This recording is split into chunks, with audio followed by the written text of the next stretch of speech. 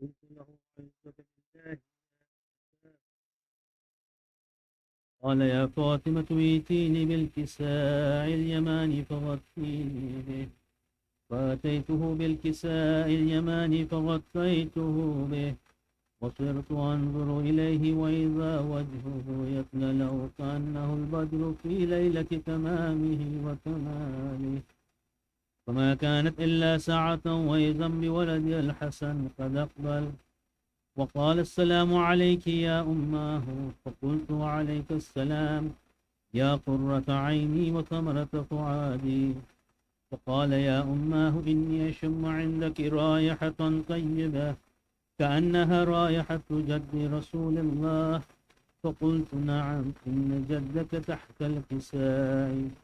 فأقبل الحسن نحو الكساء وقال السلام عليك يا جداه يا رسول الله، أتأذن لي أن أدخل معك تحت الكساء؟ فقال وعليك السلام يا ولدي ويا صاحب حوضي، قد أذنت لك. فدخل معه تحت الكساء. وما كانت إلا ساعة وإذا بولدي الحسين قد أقبل وقال السلام عليك يا أماه. فقلت وعليك السلام يا ولدي ويا قرة عيني وثمرة فؤادي. فقال لي يا أماه إني أشم عندك رائحة طيبة كأنها رائحة جد رسول الله صلى الله عليه وآله. فقلت نعم إن جدك وأخاك تحت الكساء. فدنا الحسين نحو الكساء وقال السلام عليك يا جداه، السلام عليك يا من اختاره الله، أتأذن لي أن أكون معكما تحت الكساء؟ فقال وعليك السلام يا ولدي ويا شافع أمتي، قد أذنت لك. فدخل معهما تحت الكساء. فأقبل عند ذلك أبو الحسن علي بن أبي طالب وقال السلام عليك يا بنت رسول الله. فقلت وعليك السلام يا أبا الحسن ويا أمير المؤمنين. فقال يا فاطمة إني أشم عندك رائحة طيبة كأنها رائحة أخي وابن عمي رسول الله. فقلت نعم ها هو مع ولديك تحت الكساء. فأقبل علي نحو الكساء وقال السلام عليك يا رسول الله، أتأذن لي أن أكون معكم تحت الكساء؟ قال له وعليك السلام يا أخي ويا وصي وخليفتي وصاحب لواعي، قد أذنت لك. فدخل علي تحت الكساء. ثم أتيت نحو الكساء وقلت السلام عليك يا أبتاه يا رسول الله، أتأذن لي أن أكون معكم تحت الكساء؟ قال وعليك السلام يا بنتي ويا بضعتي، قد أذنت لك. فدخلت تحت الكساء. فلما اكتملنا جميعا تحت الكساء أخذ أبي رسول الله بطرفي الكساء وعوما بيده اليمنى إلى السماء وقال اللهم إن هؤلاء أهل بيتي وخاصتي وحامتي، لحمهم لحمي ودمهم دمي، يؤلمني ما يؤلمهم ويحزنني ما يحزنهم. أنا حرب لمن حاربهم وسلم لمن سالمهم وعدو لمن عاداهم ومحب لمن أحبهم. إنهم مني وأنا منهم، واجعل صلواتك وبركاتك ورحمتك وغفرانك ورضوانك علي وعليهم، وأذهب عنهم الرجس وطهرهم تطهيرا. فقال الله عز وجل يا ملائكتي ويا سكان السماوات، إني ما خلقت سماعا مبنيا ولا أرضا مدحيا ولا قمرا منيرا ولا شمسا مضيعا ولا فلكا يدور ولا بحرا يجري ولا فلكا يسري إلا في محبة هؤلاء الخمسة الذين هم تحت الكساء. فقال الأمين جبرائيل: يا ربي ومن تحت الكساء؟ فقال عز وجل: هم أهل بيت النبوة ومعدن الرسالة، هم فاطمة وأبوها وبعلها وبنوها. اللهم صل على محمد وآله. فقال جبرائيل: يا ربي أتأذن لي أن أهبط إلى الأرض ليكون معهم سادسا؟ فقال الله: نعم، قد أذنت لك. فهبت الأمين جبرائيل وقال: السلام عليك يا رسول الله. العلي الأعلى يقرئك السلام ويخصك بالتحية والإكرام ويقول لك: وعزتي وجلالي إني ما خلقت سماعا مبنيا ولا أرضا مدحيا ولا قمرا منيرا ولا شمسا مضيعا ولا فلكا يدور ولا بحرا يجري ولا فلكا يسري إلا لأجلكم ومحبتكم، وقد أذن لي أن أدخل معكم، فهل تأذن لي يا رسول الله؟ فقال رسول الله: وعليك السلام يا أمين وحي الله، إنه نعم قد أذنت لك. فدخل جبرائيل معنا تحت الكساء فقال لأبي: إن الله قد أوحى إليكم يقول: إنما يريد الله ليذهب عنكم الرجس أهل البيت ويطهركم تطهيرا. اللهم صل على محمد وآل محمد. فقال علي لأبي: يا رسول الله، أخبرني ما لجلوسنا هذا تحت الكساء من الفضل عند الله. وقال النبي: والذي بعثني بالحق نبيا واصطفاني بالرسالة نجيا، ما ذكر خبرنا هذا في محفل من محافل أهل الأرض وفيه جمع من شيعتنا ومحبينا إلا ونزلت عليهم الرحمة وحفت بهم الملائكة واستغفرت لهم إلى أن يتفرقوا. قال علي: إذا والله فزنا وفاز شيعتنا ورب الكعبة. فقال النبي ثانيا: يا علي، والذي بعثني بالحق نبيا واصطفاني بالرسالة نجيا، ما ذكر خبرنا هذا في محفل من محافل أهل الأرض وفيه جمع من شيعتنا ومحبينا وفيهم محموم إلا وفرج الله هما، ولا مغموم إلا وكشف الله غما، ولا طالب حاجة إلا وقضى الله حاجته.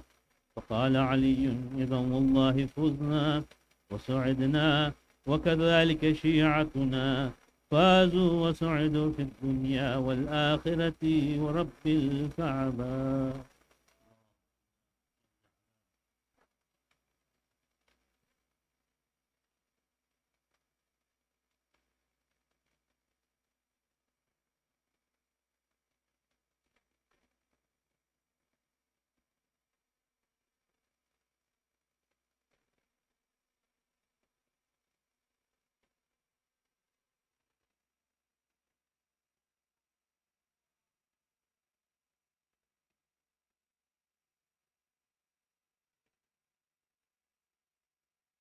أعوذ بالله من الشيطان الرجيم.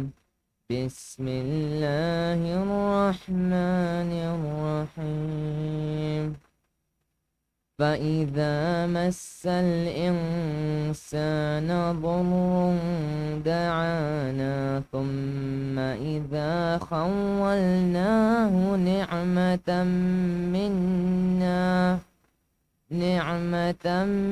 منا قال إنما أوتيته على علم بل هي فتنة ولكن أكثرهم لا يعلمون قد قالها الذين من قبلهم فما أغنى عنهم ما كانوا يكسبون فأصابهم سيئات ما كسبوا والذين ظلموا من هؤلاء سيصيبهم سيئات ما كسبوا وما هم بمعجزين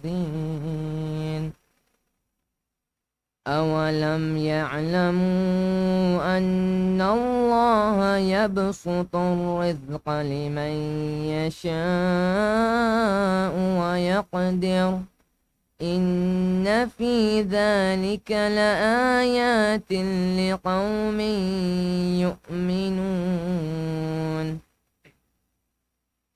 قل يا عبادي الذين أسرفوا على أنفسهم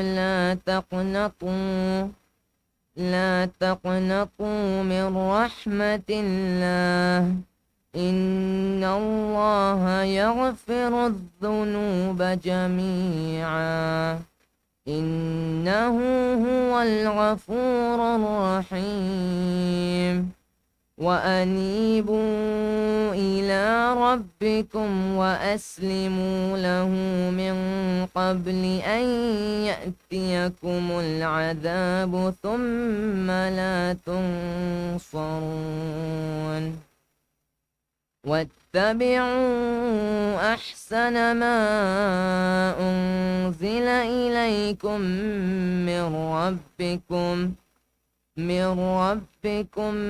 من قبل أن يأتيكم العذاب بغتة وأنتم لا تشعرون. In the name of Allah, the most beneficent, the most merciful. When distress befalls man, he supplicates us. Then, when we grant him a blessing from us, he says, I was given it by virtue of my knowledge, rather it is a test.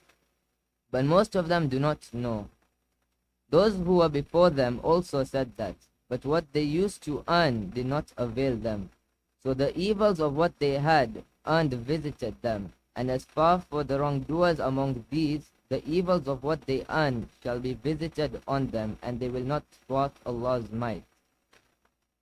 Do they not know that Allah expands the provision for whomever He wishes and tightens it for whomever He wishes? There are indeed signs in that for a people who have faith.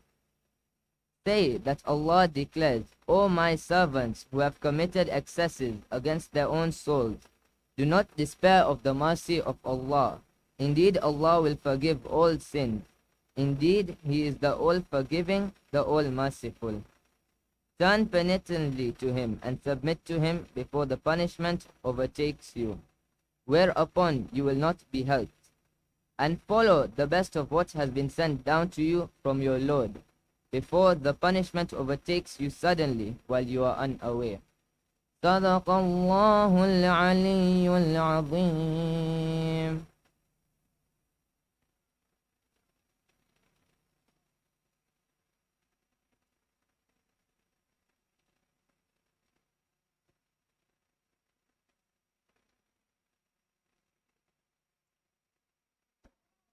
صل على محمد وآل محمد. أعوذ بالله من الشيطان الرجيم. بسم الله الرحمن الرحيم. ربي اشرح لي صدري ويسر لي أمري واحلل عقدة من لساني يفقهوا قولي. صل على محمد وآل محمد. اللهم صل على محمد وآل محمد. My elders, scholars, brothers and sisters, Assalamu alaikum wa rahmatullahi wa barakatuh. Earning a livelihood is a fundamental aspect of life, providing the means to sustain oneself and meet basic needs. It is a journey where individuals seek financial stability, personal growth, and a sense of purpose. Ultimately, shaping their own path, shaping their own path in the pursuit of fulfilling and a sustainable livelihood. Earning a livelihood is a form of ibadah. Imam Baqir alayhi salam said,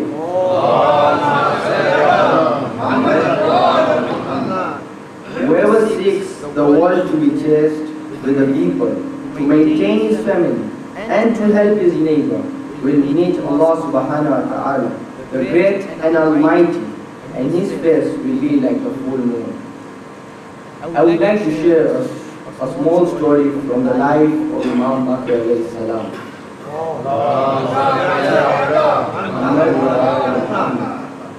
The town of Medina was burning under the exhalation of the heat of the sun of Hijaz, and was warming like the benumbed sleepers under the fire of the sky.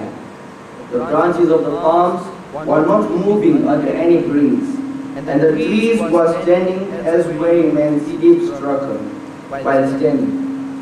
The camels were sheltering themselves under some shade of the palm branches, exceeding the wall of gardens, and were ruminating silently and motionlessly.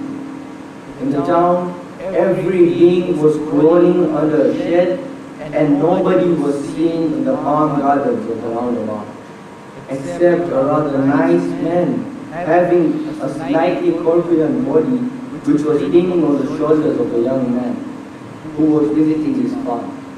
He was sweating from the heat. His eyes, which were half closed because of the violent shining of the sun. This nice person's feature was adorned with a pretty beard and moustache, but this handsome face was turning to purple under the sun, and the drops of sweat were pouring from his cheeks, like the drops of dew from a white tree. They were running from his face and dropping into his chest. At this moment, another man was seen on the plain, which was advancing towards this point. His name was Muhammad ibn Sikandar. He was supposing himself to be pious and a religious person. He had a bowed down stature and a very face. When he reached the corpulent man who was sweating under the glow of the sun, busy to supervise his farm, he wondered and said to himself, "See how green of the wealth blinds the eyes of wisdom. This man is melting like a candle under the sun, and is not ready to stop to hurt himself for his eagerness. It is better to go to him and give him some advice. Perhaps he will be guided." When he came near, he knew the man and said, "Oh, it's strange. This man is Muhammad ibn Ali, Imam Baqir alayhi salam, and the leader of the Shia faith. Why this man is trying to worldly wealth?" He goes then near, stood and greeted the Imam. Imam Baqir alayhi salam was busy with his work and was sweating and breathing heavily. Imam Baqir alayhi salam replied to his greeting. The man stopped for a while and said, "Is it worthy for a great and pious man like you to come out of home in this hour of the day to seek worldly wealth? And with this rather corpulent body, you have to bear, of course, more pain. If in this moment, God forbid, your death comes, in what situation are you going to meet Allah subhanahu wa ta'ala? No, it's not worthy for you, with this heat and this natural disposition, to be so concerned with money." Imam Baqir cleaned the sweat off his forehead with the back of his hand, stopped the work, and looked at him. "If my death in this very moment," said Imam Baqir, "I will meet Allah subhanahu wa ta'ala in a state of worship. You think that the worship is only attending majalises and doing prayers daily. I am living in the world, and I have to earn my livelihood. If I do not work, I will need to take help from some people like you, and I have to stretch my hands for begging. I should fear then that the death will come to me when I'm begging, and rather than earning my own livelihood. I am sinning and disobeying my Allah subhanahu wa ta'ala at this moment. When I am walking under the order of Allah subhanahu wa ta'ala, I am trying not to be on a weight on the shoulders of my fellow beings. Muhammad ibn Sikandar, struck with shame, said nothing and continued his way. While he was humming with himself, he says, "Wonderful. I was thinking that I can advise him, but this was myself to unadvised." So the moral of this short story is that you should always try hard to do something by yourself, and only when you can't do it, you seek help. So we should not rely on other people. Rather, we should earn our own livelihood. Why should we be the burden on someone else's livelihood? While we earn for family, we need our livelihood, so we can start, so we don't have to stretch our hands, and we can do ibadah. Sallu ala Muhammad wa ali Muhammad.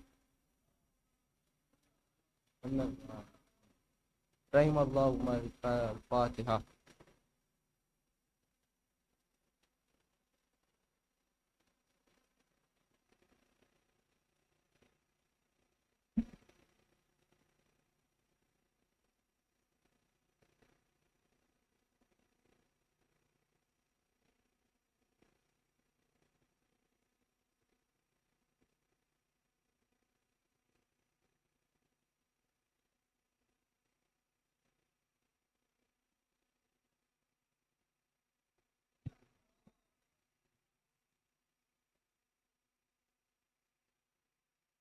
رحم الله من قرأ الفاتحة.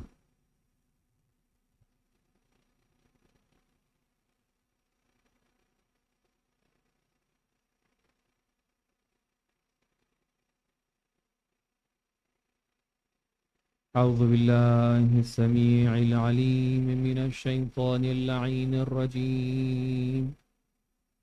بسم الله الرحمن الرحيم. الحمد لله رب العالمين، غير مقنوط من رحمته ولا مأيوس من مغفرته ولا مستنكف عن عبادته. فطر الخلائق بقدرته ونشر الرياح برحمته. الصلاة والسلام والتحية والإكرام على أول مصدوره وخاتم أنبيائه، الذي سمي في السماء بأحمد وفي الأرضين بأبي القاسم المصطفى محمد.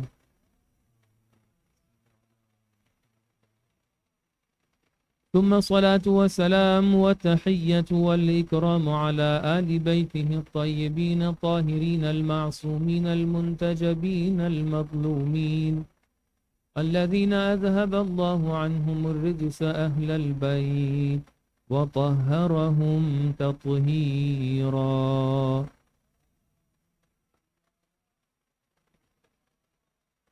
واللعنة الدائمة الأبدية الباقية على أعدائهم ومنكري فضائلهم وغاصبي حقوقهم أجمعين من الآن إلى قيام يوم الدين.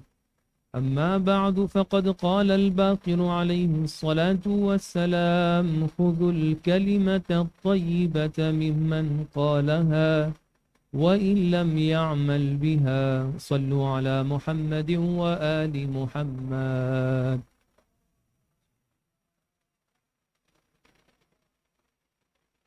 Respected brothers and sisters, Assalamu alaikum wa rahmatullahi wa barakatuh. महसूस ये हो रहा है कि रजब का महीना शुरुआत में है और सभी हजरात इबादतों में मसरूफ़ हैं, इसीलिए आज बहुत खाली खाली महसूस हो रहा है। अल्लाह उन सब की इबादतों को कबूल फरमाए और हम सब लोगों को भी तौफीक दे कि हम भी इबादत में जाकर मसरूफ़ हों, اس عبادت کے بعد انشاءاللہ تبارک و تعالی. آپ تمام حضرات کی خدمت میں امام محمد باقر علیہ الصلاۃ والسلام صلی علی محمد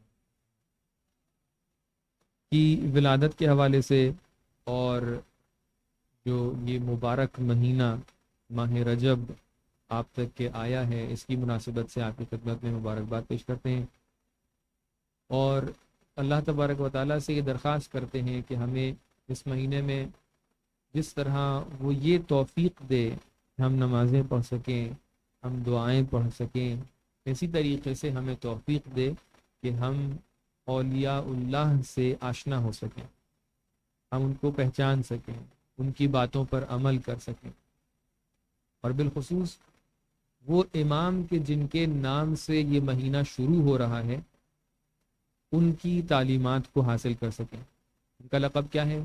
باقر علم النبیین. یقیناً اللہ تبارک و تعالیٰ نے بہت سارے علوم ہم تک کے بھیجے ہیں، لیکن ان کا سامنے آنا بھی ایک بہت بڑا مسئلہ ہے، کیسے ہم تک کے پہنچے.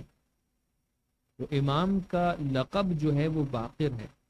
بقرہ کہتے ہیں. ایک تو برل ایک قصہ بھی ہے اس حوالے سے کہ کسی نے آ کر یہ کہا کہ آپ کا لقب باقر ہے تو یہ اسی سے سملر ہے جو سورہ بقرہ میں آیا ہے. تو امام نے فرمایا کہ نہیں، ایسا نہیں ہے. متعدد روایتوں کی بنیاد پر یہ نام اور یہ لقب آپ کو کسی اور نے نہیں بلکہ رسول گرامی اسلام حضرت محمد مصطفیٰ صلی اللہ علیہ وآلہ وسلم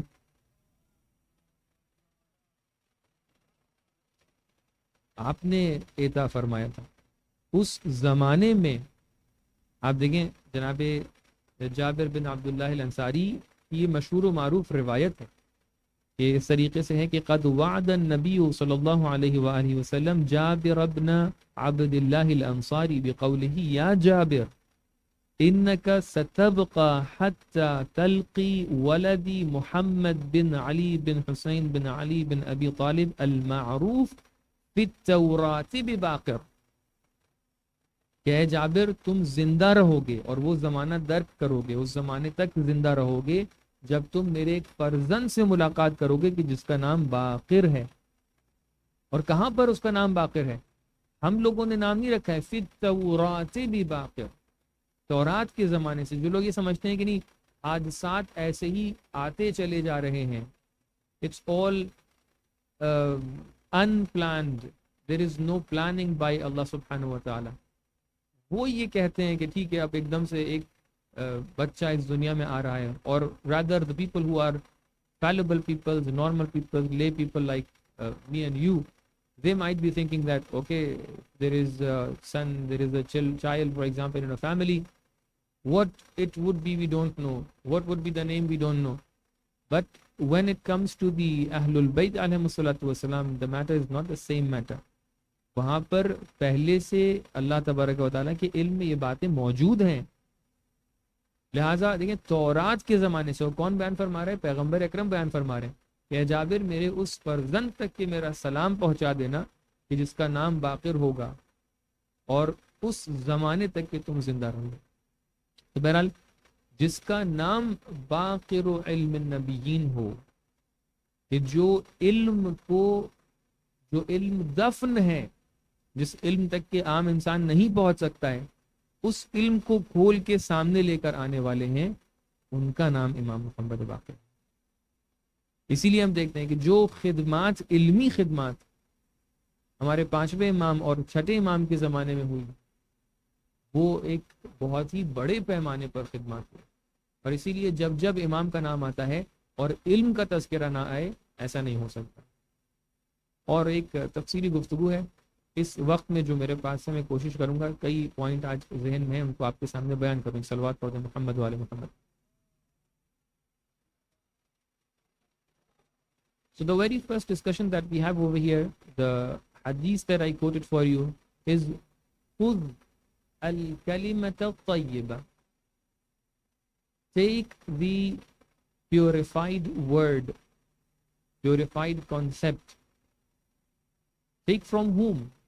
Is it only from someone who is a mu'min? No. مِمَّنْ قَالَهَا وَإِنْ لَمْ يَعْمَلْ بِهَا. This is a very, contradicting discussion. On one hand, we have a number of ahadith where we see that it says that the ahadith are saying that خُذِ الْعِلْمَ وَلَوْ كَانَ مِنَ الْمُشْرِكِ. Take your knowledge even if it's coming from a non-Muslim person. خُذِ الْكَلِمَةَ الطَّيِّبَ مِمَّنْ قَالَهَا. So basically, when you categorize it, you can categorize into some stages. Number one, خُذِ الْعِلْمَ وَلَوْ مِنَ الْمُشْرِكِ. Even from non-Muslims, you can take your knowledge. Then what about Muslims? In Muslims, we have two types of people. A number of people who are practicing whatever they are saying. On the other hand, a number of people who are only saying. देखिए कितना मैं आपके सामने बैठ के बयान करता हूँ, ये करिए, नमाज पढ़िए, दुआ पढ़िए, आपको क्या पता कि मैं घर पे बैठ के दुआ पढ़ता हूँ नहीं पढ़ता हूँ. There are people who are not practicing but only advising. Okay, आपको ये करना चाहिए, आपको ये करना चाहिए, आपको वो करना चाहिए. It's very easy to advise. It's very easy to suggest. So Imam says, even if a good thing, a good concept, a good word, a good discourse is coming from a person who's not even practicing the same concept, the same practice, the same recommendation, even then you take it. Many similar hadiths are there. For example, hadith is there, al-hikmatu dhallatul mu'min. Hikmah, the wisdom, is something which is the property of a mu'min, but it's lost property. For example, al-hikmatu dhallatul mu'min ya'khudhuha aynama wajadaha. Whenever, wherever he finds it, the mu'min, a believer, he must take it. Al-hikmatu dhallatul mu'min fatlubuha walau 'inda al-mushrik. The wisdom is something which has been lost from a mu'min, from a believer. Even if it's coming from a mushrik, you take it. These are one group of ahadith. On the other hand, we have a group of ahadith, especially under the popular verse that we have in Quran. فَلْيَنْظُرِ الْإِنسَانُ إِلَى طَعَامِهِ. In many ahadith, you see ta'am, the food. The translation is insan, the human being. He must see what he is consuming. What is the food over there? What is the ta'am? Ahlul Bayt alayhi salatu wasalam, they explained ta'am over here means ilm, the knowledge. So you have to see whom you are taking the knowledge from. So how would you resolve this contradiction? On one hand, you have to see whom you are taking the knowledge from. On the other hand, even if it's a non-Muslim, even if it's a non-practicing Muslim, you have to take the hikmah from. So when you go into it, definitely there can be many answers for that. One of the answers is this. Number one, whenever there is a new thing that you want to establish your aqeedah, establish your ahkam, establish your religious identity upon, then you have to be very, very careful whom you are taking your knowledge from. Who is your ustad? Who's your teacher? Who's your mentor? Then you have to be very careful while you are taking the ilm from. And when it comes to kalimatu tayyibah, what does it mean? When you know that this is a reality. You are not establishing a new thing. You know that, okay, namaz is something which is obligatory upon you. Let's say a kafir comes, a mushrik comes in and says, it's obligatory upon you to pray. You are not establishing a new thing. You already knew that namaz is wajib upon you. Let's say a person comes in and says, what? A non-Muslim person or non-practicing person, he would be coming to you and says, you know, it's very much necessary for you, it's an obligation for you to go and help the needy person. You already know because you have gone through a number of ayat and riwayat. You already established this aqeedah in your mind. Now, the recommendation and advice that is coming from a non-Muslim, non-believer or non-practicing person, this is only an advice to make you recall what is your aqeedah. In this case, you are completely allowed to rely upon the advices of that person. This is one of the solutions that we can see over here. Okay, when it comes to the matter of knowledge, Definitely the discussion is deeper than this. Sometimes even from mushrikeen, from non-believers, you can take some of the things which are not impactful on you spiritually. For example, I normally say the structural discussions, the management discussions that are completely okay to take from non-Muslims. For example, when they are saying, okay, if you are, putting your mic this and that, it would be effective. If you are putting your mic near to your mouth, it would be more laudable. Huh? And if you are putting your mic away from your mouth, it would be very, difficult to understand what you are saying. So you say, no. If he is Muslim, I'm not going to listen to him. I have to look into the hadith. If there is no guidance in the hadith, I'm just going to put it like away. But in this matter, you can completely go with it because it's a structural discussion. Inshallah, when we get time, we will discuss about structural discussions and knowledges and disciplines and sciences.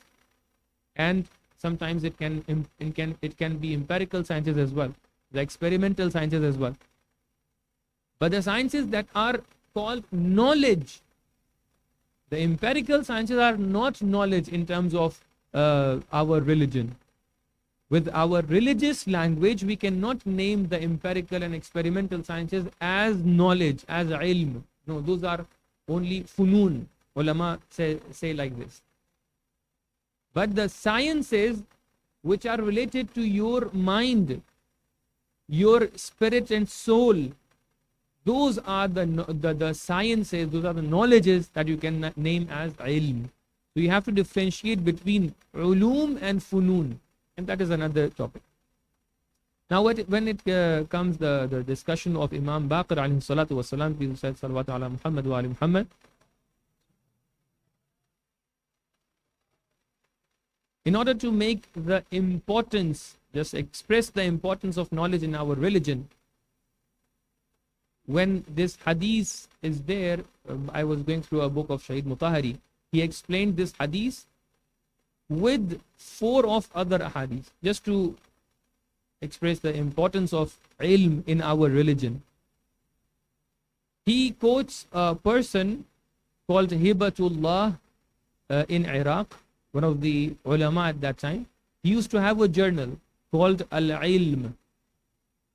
On the cover of this journal, there were 4 ahadiths from Rasulullah sallallahu alaihi wasallam. So once there was a German person, Orientalist, he came to that alim and asked, what is this cover that normally I see all of your journals and all of your issues are having this phrase repeatedly. So he explained, these are 4 major ahadiths from Rasulullah. What are the ahadiths? He says, our Rasul has made it a compulsion for every Muslim and Muslimah to seek knowledge. طلب العلم فريضة على كل مسلم ومسلم. So this is number 1. So knowledge is a compulsion and there is no restriction for any gender. No restriction for any gender. Number 2, our Prophet said, اطلب العلم من المهد إلى الله. From cradle till your grave, it is your duty to seek knowledge. So there is no time limitation, no gender limitation, no time limitation. Number 3, it says, اطلب العلم ولو بالصين. Means there is no place limitation as well. So no gender limitation, no time limitation, no place limitation. And number 4 was this hadith, where he considers it as someone like you can seek the knowledge from mushrik as well. Utlubul ilm walau kana min al mushrik. So there is no teacher limitation as well. So a community, a ummah, people, a nation who's having these 4 attributes in it, this ummah should be leading the world.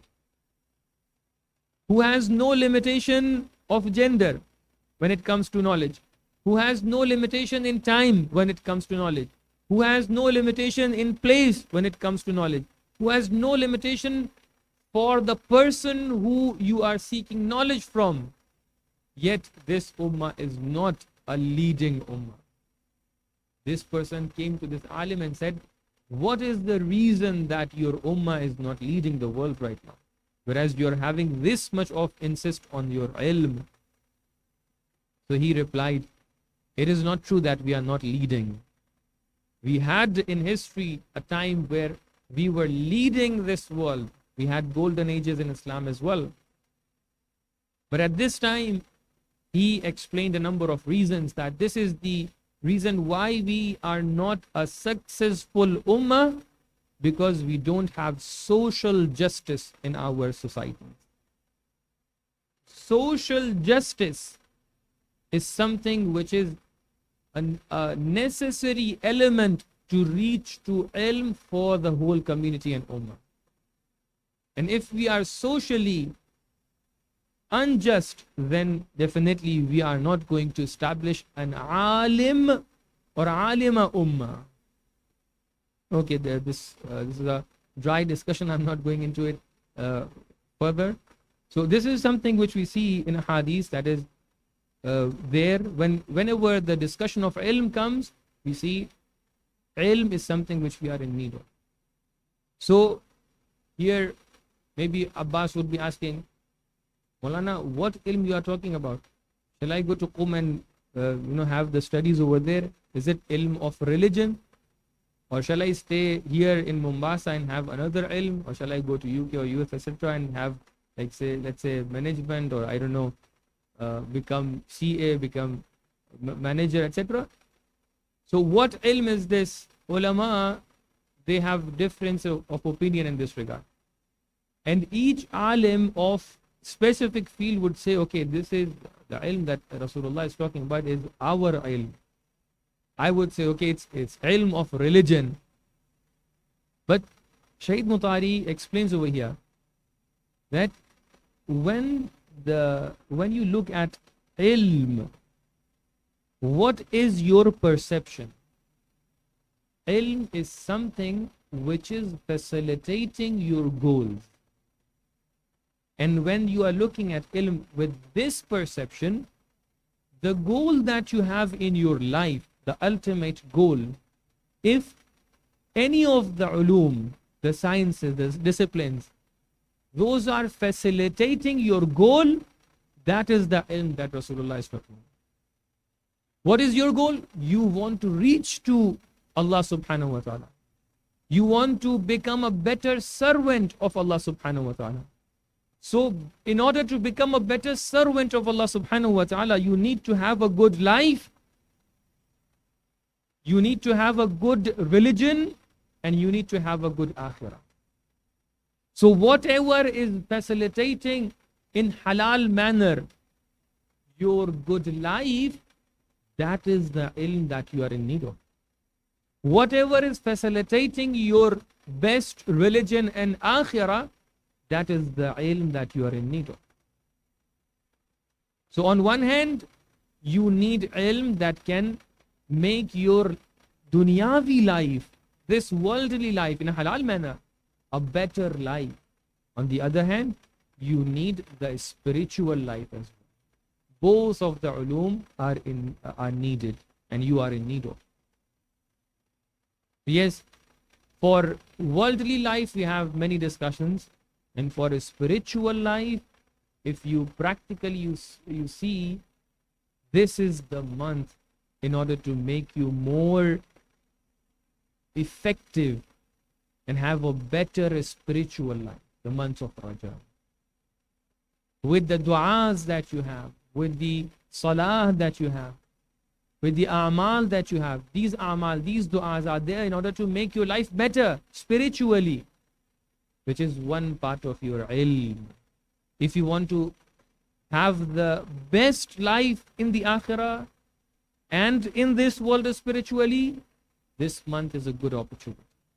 And the du'as that we have in this month, we have many du'as, of which this du'a that we recited, Ya man arjuhu li kulli khayr wa amanu sakhatahu inda kulli shar, that is wonderful du'a.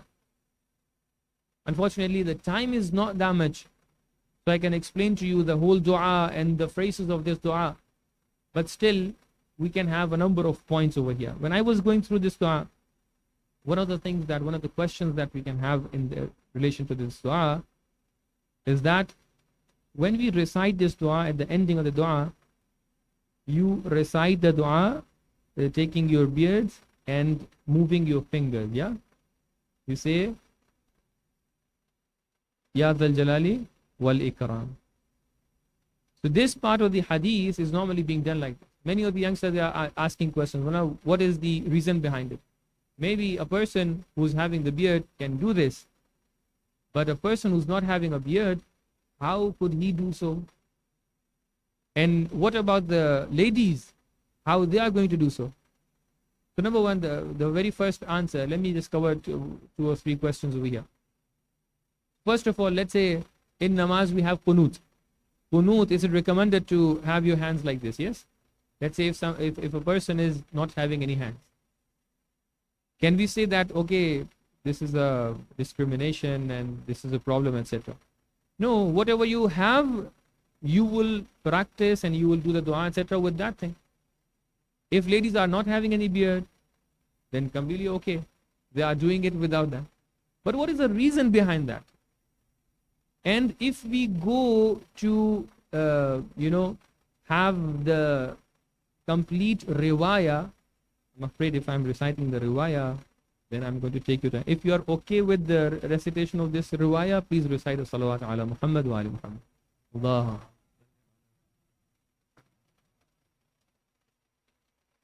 When we are referring to the riwayah, we see that the Rawi, when he is asking Imam al-Sadiq alayhi salatu wasalam,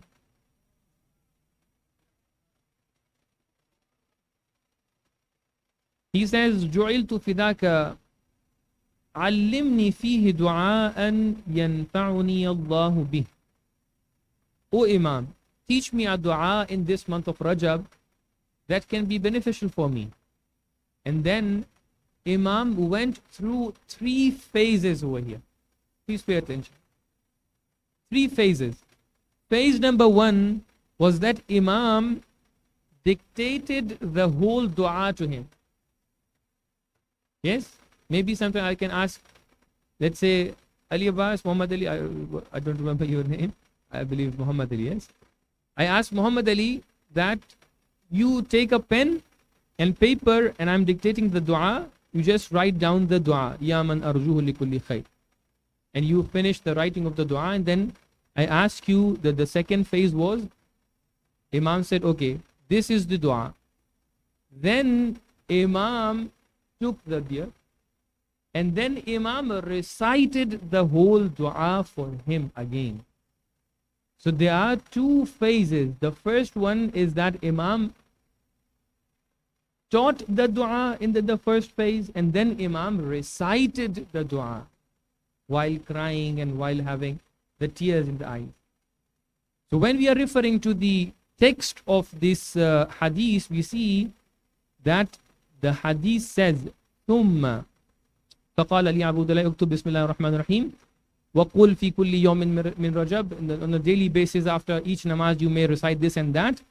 فقبض على لحيته. Then he took his beard. وَدَّعَى بِهَذَا الدُّعَى. Then Imam recited the whole dua with this situation. It's not only the ending part of the dua where you should be doing this. It's the whole dua that you have to recite with this situation. So from the very beginning, Ya man arjuhu li kulli khair, you should be doing this. Not at the ending of the, see, فَدَّعَى بِهَذَا الدُّعَى. Imam took the beard and he recited the whole dua with this situation. وَهُوَ يَلُوذُ بِسَبَّابَتِهِ الْيُمْنَى. And another mistake we have, some of the people are doing this. And maybe some of them are doing this, like complete hand. But in hadith is only one finger. بِسَبَّابَتِهِ, like this. So from the beginning, يَا مَنْ أَرْجُهُ لِكُلِّ خَيْرٍ وَآمَنُ سَخَطَهُ عِنْدَ كُلِّ شَرٍ. This is point number 1, that one of the mistakes that we have over here. Number 2, Is it, what is the wisdom behind this, like taking beard, etc.? Beard and taking the beard is a sign of weakness. It's not to take the beard, it's sign of weakness. In many hadiths, a number of people are saying maybe this was a custom at that time and it's no more. No, Imam explained it. Even if you are going with the wisdom, if this was the sign for weakness and also the modesty sometimes, if you have another sign through which you can show your modesty, your tawadu, your inkisari, for example, you may do that. Nowadays we have like this. Yeah, you say, okay, I'm submitted. Maybe this can be one of the actions if you are going with the wisdom of this action. But in one hadith I found that Imam explained, Imam Sadiq alayhi salatu wasalam, Allahumma salli ala Muhammad wa ala Muhammad. So I to take your time, this would be my last point. ایک حدیث میں اس طریقے سے ہم نے دیکھا کہ امام فرما رہے ہیں کہ امام اپنے الٹے ہاتھ سے دعا کر رہے. تو ایک صحابی آتا ہے آپ سے کہتا ہے کہ امام آپ اپنے الٹے ہاتھ سے کیوں دعا کر رہے ہیں, آپ اپنے سیدھے ہاتھ سے دعا کریے, سیدھا ہاتھ تو بہتر ہوتا ہے. تو امام نے وہاں پر اس کو سکھایا کہ دیکھو اگر تمہیں دعا کرنی ہے تو دعا کی الگ الگ سچویشنز ہو سکتی ہیں. ایک دعا وہ ہوتی ہے کہ جہاں پر تمہیں ایک رغبت ہے کسی چیز میں, تمہیں انٹرسٹ آ رہا ہے اللہ کی کسی نعمت میں اور تمہیں وہ انٹرسٹ چاہیے. ایک دعا وہ ہے جہاں پر تم گریہ کر رہے ہو, تضرع کر رہے ہو. ایک دعا وہ ہے کہ جہاں پر تمہیں اللہ کی کسی عذاب سے خوف آ رہا ہے. حدیث میں امام نے ایکسپلین کیا ہے کہ ان ساری سچویشنز کے لیے طریقہ الگ الگ ہے. میں بھی اگر آپ کے لیے ایکسپلین کروں تو آپ یہ کبھی بھی نہیں کریں گے, مجھے پتہ ہے, اور شاید آپ کے لیے بہت تعجب آور ہو. جب اللہ کی امام فرما رہے ہیں, میں نہیں عرض کر رہا ہوں, امام فرما رہے ہیں کہ قال, جب تمہیں دعا کرنا ہے تو اس طریقے سے کرو, تبسط یدیک وتظہر باطنها الرغبہ, تبسط یدیک وتظہر باطنها. جب تمہیں کسی چیز میں انٹرسٹ ہے, اللہ کی کسی نعمت کو تم حاصل کرنا چاہ رہے ہو, تو اپنے ہاتھ کو مکمل طور پہ کھولو اور اس طریقے سے اپنے دونوں ہاتھ کو اللہ کے سامنے رکھو. لیکن اگر تمہیں کسی چیز سے ڈر ہو رہا ہے تو تبسط یدیک وتظہر ظہورہما. لیکن اگر تمہیں ڈر ہو رہا ہے تو دعا کیسے کرو, ایسے کرو. کبھی آپ نے دیکھا ہے کسی کو ایسے دعا کرتے ہوئے؟ اگر میں کر بھی دوں کبھی تو کل آپ کہیں گے مولانا آپ نے غلطی کر دی, آپ کو ایسے دعا کرنا چاہیے تھا. تو ہم کہنے ایسے دعا کرو, ایسے آپ اللہ کے سامنے ایسے کھڑے ہو کے, جب ڈر لگ رہا ہے آپ کو اللہ کی کسی عذاب سے, کوئی غلطی ہو گئی ہے انسان سے, اللہ کو ڈر لگ رہا ہے کہ مجھے عذاب کہیں حاصل نہ ہو جائے, تو آپ اللہ کے سامنے جا کر اپنے ہاتھوں کا ایسے کریں, اے پروردگار مجھے معاف کر. امام فرما رہے ہیں, ایک لمبی طویل حدیث ہے, خالی ایک نمونہ آپ کے سامنے اور پیش کرتا ہوں, کہ فرما رہے ہیں کہ وہ تضرع, اور تضرع جب تمہیں گریہ کرنا ہے اللہ کی بارگاہ میں, تو گریے کا طریقہ یہ ہے کہ تم اپنے تحرک السبابۃ الیمنی یمینا و شمالا, کہ تم جب تضرع کرنا چاہ رہے ہو, جب گریہ کرنا چاہ رہے ہو, تو اپنے سیدھے ہاتھ کی انگلی جو سبابہ ہے اس کو یمینا و شمالا, اس کو ایسے. تو امام ایک دلیل کی بنا پر یہ کام کر رہے ہیں. امام نے سکھایا ہے کہ یہ طریقہ ہے دعا کرنے کا.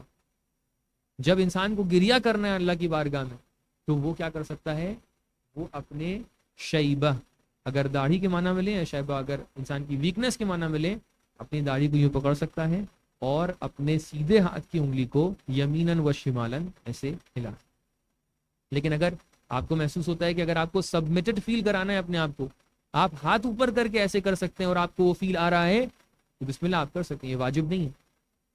آپ ایسے کریے. آپ کو اگر محسوس ہو رہا ہے کہ اللہ کی بارگاہ میں آپ کو گریہ کرنا ہے تو ایسا کرنا آپ کے لیے مناسب. تو اس معاملے میں یہ چھوٹ ہمیں دی گئی. اللہ تبارک و تعالی ہمیں توفیق دے کہ ہم اہل بیت علیہ السلام کی ہدایات سے بہترین استفادہ کر سکیں, اور جتنی بھی روایات ہیں, جتنی بھی دعائیں ہیں, جتنے بھی اعمال ہیں, ان سب پر بہترین طریقے سے عمل کر سکیں. اللہ تبارک و تعالی ان اعمال, ان دعاؤں کے نور کو ہمارے دلوں میں باقی رکھے, اسی طریقے سے اس نور کو ہماری نسلوں میں باقی رکھے, परवरदिगार हमें मोहम्मद व आले मोहम्मद के रास्ते पर चला, हमारी नस्लों में मोहम्मद व आले मोहम्मद की विलायत व मोहब्बत को बाकी रख, हमारे वक्त के इमाम के ज़ुहूर में ताजील फरमा, हमें उनके आवान व अंसार में से शरीक फरमा। रब्बना तक़ब्बल मिन्ना इन्नका अंतस समीउल अलीम। अल्लाहुम्मा सल्लि अला मुहम्मद व आले मुहम्मद। एक तबरुकन व तयम्मुनन में 2 शेर आप लोग के सामने पढ़ देता हूँ ताकि आपके चेहरों पर खुशी आ जाए, जो इमाम बाक़िर अलैहिस्सलातु वस्सलाम की मुनासिबत से हैं और अल्लामा ज़ीशान हैदर जवादी के ये अशआर हैं। आप फरमाते हैं कि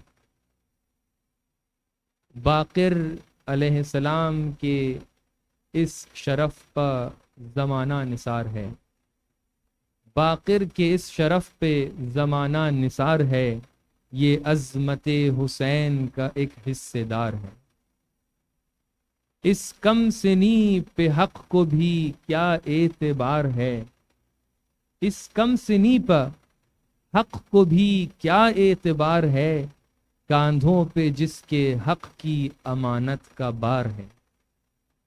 मालिक ने उसको नाम पैगंबर अता किया, मालिक ने उसको नामे पैगंबर अता किया, ये मुस्तफ़ा के नाम का भी वर्सादार है। क़ब्ल अज़ वजूद जिसको पैगंबर करें सलाम, बेशक वो दीन हक़ का कोई जिम्मेदार है। बर मोहम्मद या अली या अली, बर मोहम्मद वाले मोहम्मद सलवात।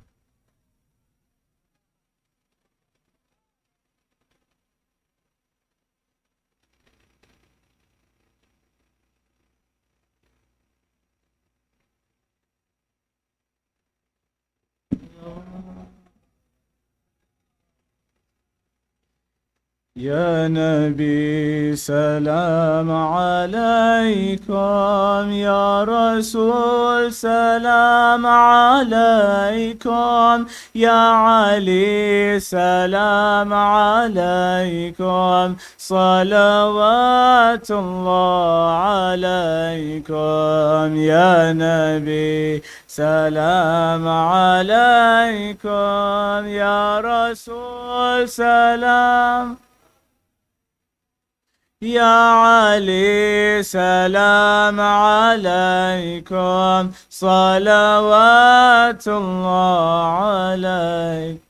أنت نور الله فجرا، جئت بعد الأسر يسرا، ربنا علاك قدرا، يا إمام الأنبياء، يا حبيبي يا محمد. يا نبي سلام عليك، يا رسول سلام عليك، يا علي سلام عليك، صلوات الله عليك. أنت في الوجدان حي، أنت للعينين ضي، أنت عند الحوض ري، أنت حاد وصفي، يا حبيبي يا محمد. يا نبي سلام عليك، يا رسول سلام، يا علي سلام عليك، صلوات الله. يرتوي بالحب قلبي، حب خير رسل ربي، من به أبسط دربي، يا شفيعي يا رسول الله، يا حبيبي يا محمد. يا نبي عليك، يا رسول سلام عليك، يا علي سلام عليك، صلوات الله. تیری محبت کی مہک سے یہ زمین و آسمان آباد ہے، رحمت کی برسات آتی ہے دل و جان یا رسول اللہ ایھا المختار فینا زادنا الحب حنینا جئتنا بالخیر دینا یا ختام المرسلین یا حبیبی یا محمد یا نبی سلام علیکہ یا رسول سلام علیکہ یا علی سلام علیکہ صلوات اللہ علیک افضل الصلاة والسلام محمد وآل محمد. سورة المباركة الفاتحة.